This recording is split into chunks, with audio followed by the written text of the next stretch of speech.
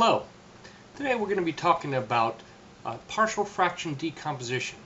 We're going to start off with the easiest case, when we have non-repeated linear factors in our denominator. So what partial fraction decomposition is taking a rational expression and breaking it apart into its parts that make it up. This can be 2, 3, or 4 rational expressions that added together to get this expression. You learned how to add and subtract rational expressions back in Algebra 1. But today we're going to break it apart, because this is going to be a skill that you'll need when you move on to calculus. Over on the side over here you see a concept summary of steps that will be able to help you out depending on what you're dealing with. Each one of the videos that you'll be seeing will be discussing different pieces of this. So for this, we're going to call this a proper rational expression.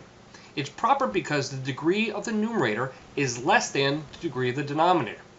So since it's proper, what we need to do is factor out our denominator.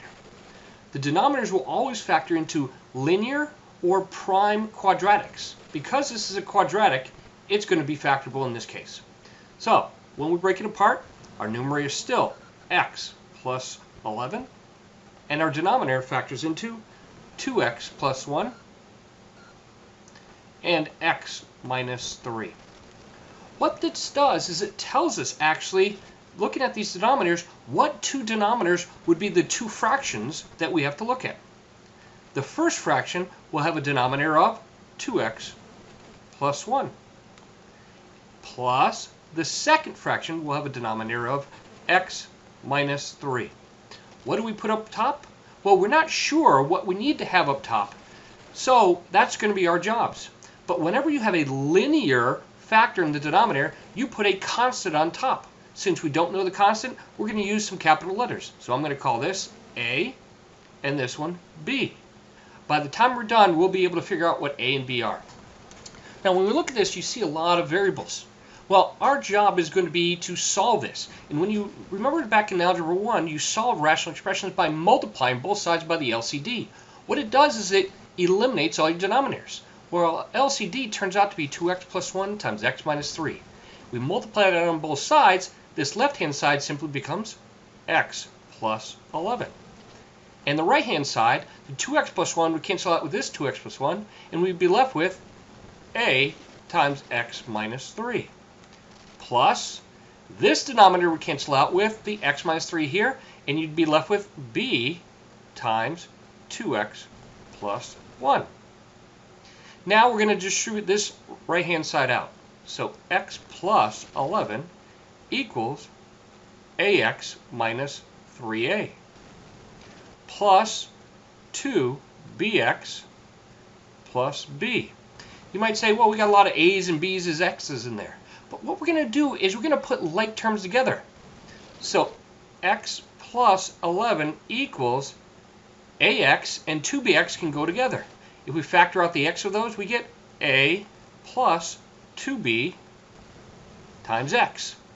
And these two terms here have no variables, so they're constants. I'm just going to put those together and group them as negative 3a plus b.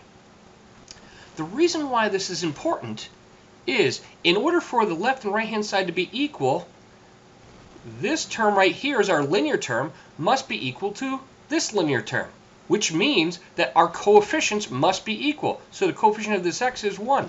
So we have 1 equal to a plus 2b. And this constant better be equal to that constant, or 11 equals negative 3a plus b. All we have right here is just a system of equations. You learned how to solve that back in Algebra 1. So you can solve it by using substitution, elimination. I would suggest staying away from graphing, but you could do that as well. Or you can use what we taught you at the beginning of this course and use your calculators. Either way, it doesn't matter to me, but once we end up solving, we end up with a equaling negative 3 and b equaling 2. So what that ends up telling us is this entire expression, x plus 11 divided by 2x squared minus 5x minus 3, really is broken apart into negative 3 over 2x plus 1 plus 2 over x minus 3. And that is our first example of partial fraction decomposition.